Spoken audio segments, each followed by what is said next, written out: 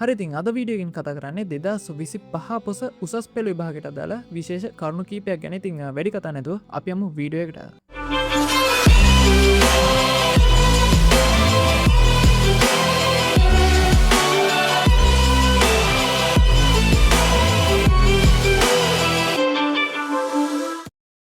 හරිතින් 2025 පොස උසස් පෙළ විභාගලේපු නංගිල මලිලා මේ වෙද්දී යාලගේ ප්‍රතිඵල ඇවිල්ලා කැම්පස් ඇප්ලයි කරන කැම්පස් ඇප්ලයි කරලා මේ වෙද්දී කට් ඔෆ් මාක්ස් එනකම් බලාගෙන ඉන්න. ඒ වගේම රිසල්ට්ස් යම් කිසි වෙනස්කමක් සිදු වෙන්න බලාපොරොත්තුෙන් හිටපොය මේ වෙද්දී රීකරෙක්ෂන් රිසල්ට්ස් බලාපොරොත්තුවෙන් ඉන්න පිරිසකුත් ඉන්නවා. ඉතින් රීකරෙක්ෂන් රිසල්ට්ස් දැන් එන්න ළඟයි. මොකද දැන් කාලෙ හොඳටම තිබ්බා රීකරෙක්ෂන් රිසල්ට්ස් රිලිස් කරන්න. ඉතිං මේ සතිය ඇතුළතේ කියන්නේ දැන් අද මං මේ වීඩියෝ එක රෙකෝඩ් කරන්නේ ජූනි 30 වෙනිදා. ඉතිං ජූනි පළවෙනි සතියත් දෙවනි සතියත් ඇතුළත අනිවාර්යෙන් ඔයාලගේ රීකරෙක්ෂන් රිසල්ට්ස් රිලිස් වෙනවා ඉන්ටර්නෙට් එකට.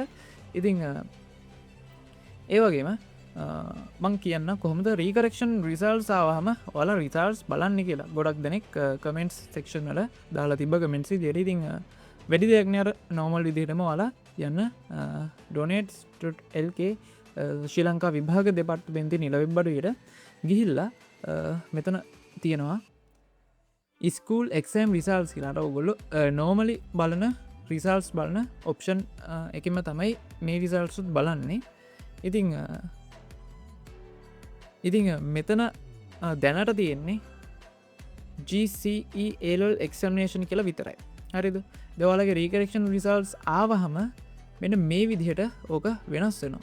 හරිද? මෙන්න මේ විදිහට ඕක වෙනස් වෙනවා.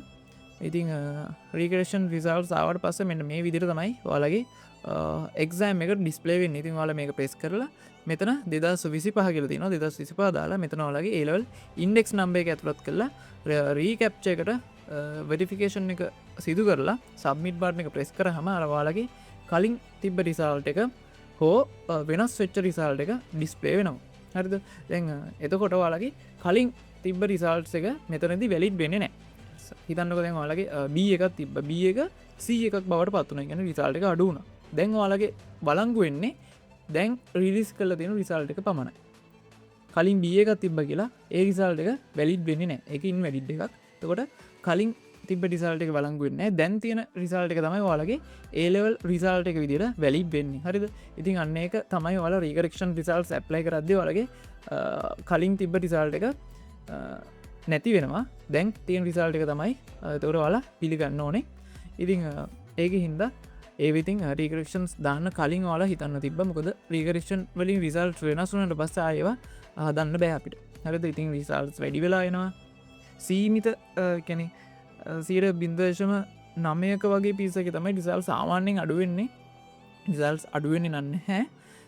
ඒත් එක්කම ඔයාලගේ රෑන්ක එක ගොඩක් දෙනෙක්ගේ වෙනස් වෙන්න පුළුවන්. හරිද? ඉසෙඩ් එක නම් වෙනස් වෙන්නේ නැහැ සාමාන්‍යයෙන්. ඔය කීප දෙනෙක් වෙනස් වෙන්න පුළුවන් ඉසෙඩ් එක. නමුත් රෑන්ක එක රෑන්ක්ස් දෙන අයට රෑන්ක එක වෙනස් වෙනවා. ගොඩක් පහල යන අවස්ථා තියෙනවා. ඒ වගේම ගොඩාක් ඉහළ යන අවස්ථා තියෙනවා. ඉතින් රෑන්ක් එක වෙනස් වෙන්න ඉඩ ගඩක් තියෙනවා ගොඩක් දෙනෙක්ට. හරිද?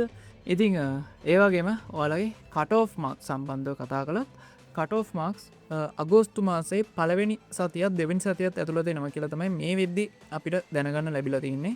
ඉතින් කවුරුත් කලබල වෙන්න ඕනේ නැහැ. ඔයාලගේ කට් ඔෆ් මාක්ස් අදාළ කාලවලදී නිකුත් කරනවා. මොකද දැන් 2026 උසස් පෙළ විභාගෙත් අගෝස්තු 10 වෙනිදා පටන් ගන්න නියමිත වෙලා තියෙනවා. කිසිම කල්යමක් සිදු වෙන්නේ නැහැ කියලා දිගින් දිගටම විභාග දෙපාර්තමේන්තුවේ කියනවා. ඉතින් පසුව මොනවා වෙයිද දන්නේ නැහැ. මොකද දැන් ටයිම් ටේබල් එකත් රීෂෙඩියුල් කරලා තිබ්බා. ඒ කියන්නේ වෙනස් කරලා තිබ්බා. අර පොඩි සංශෝධන වගේ එකතු කරලා. ඉතින් ඒ වගේ පොඩි බාධක තියෙනවා මේ අවුරුද්දේ විභාගෙට. ඉතින් කාලයත් මදි කියලා ගොඩක් දෙනෙක් කියලා තිබ්බ මම දැක්කා සෝෂල් මීඩියා වල. ඉතින් කෙසේ නමුත් විභාගේ කල්යමක් සිදු වෙන්නේ නැහැ. ඉතින් මොනහරි ගැටලු තියෙනවා අපේ කමෙන්ට් සෙක්ෂන් එකේ කමෙන්ට් එකක් විදිහට දාන්න. ඉතින් ඔයාලගේ කට් ඔෆ් මාක්ස් අගෝස්තු මාසේ පළවෙනි සතියත් දෙවෙනි සතියත් තුළ අනිවාර්යෙන් නිකුත් කරන. ඒ සම්බන්ධව මම වෙනම වීඩියෝ එකක් දාන්නම් කොහොමද කට් ඔෆ් මාක්ස් රිලීස් වුණා බලන්නේ. ඒ වගේම බෝඩ්ටු වෙන කාල සීමාවල් මොනවාද ඒ ඔක්කොම මම වෙන වීඩියෝ එකකින් දාන්නම්. මම මේක නිකන් කියවල දැනගන්න.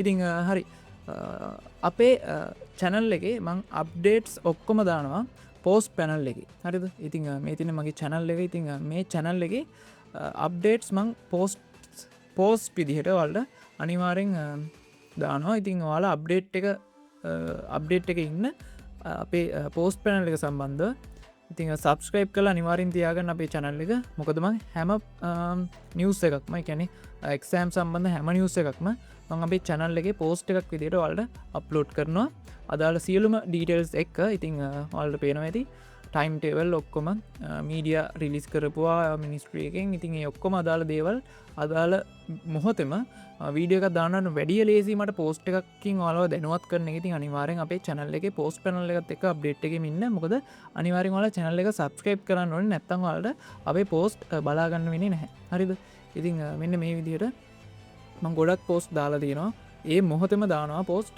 සියලුම තොරතුරු ඩීටෙල්ස් එක්ක තමයි දානේ ලින්ක්ස් එක්ක ඒවලට හරිම ලේසි පෝස්ට් පැනල් එකත් එක්ක ඉන්නවනම් අපේ දැන් සබ්ස්ක්‍රයිබර්ස්ලත් 16000ට ළඟා වෙලා තියෙන්නේ ඉතින් ඒ පැත්තනුත් ලොකු ග්‍රෝ එකක් තියෙනවා ඇත්තටම ඉතින් මං වීඩියෝ එකක් කරන්න ඉන්නේ මගේ channel එකේ කොහොමද බිඳුවේ ඉඳන් මේ දක්වා ආපු ගමන ගැන ඉතින් ඒක වෙනම වීඩියෝ එකක් දාන්න හරි ඉතින් මොනාරි ගැටලු තියෙනවා නම් අපේ කමෙන්ට් සෙක්ෂන් එකේ කමෙන්ට් එකක් විදිහට දාන්න පුළුවන් ඉතිං අදර මේ විඩියගෙන් සමුගන්න මොනහරි අහන්න දෙයක් තියෙන අපේ චැනල් එක දාන්න කමෙන්ට් සෙක්ෂන් එක දිගටම අපේ චැනල් එකත් එක්කින්ද අනිවාරෙන් ඕලට සුබ පතනවා ඕලගේ රිසල්ටය සම්බන්ධ ඉතිං හරිතින් අදර අපි සමුගන්න ඕලට සුබ දවසක්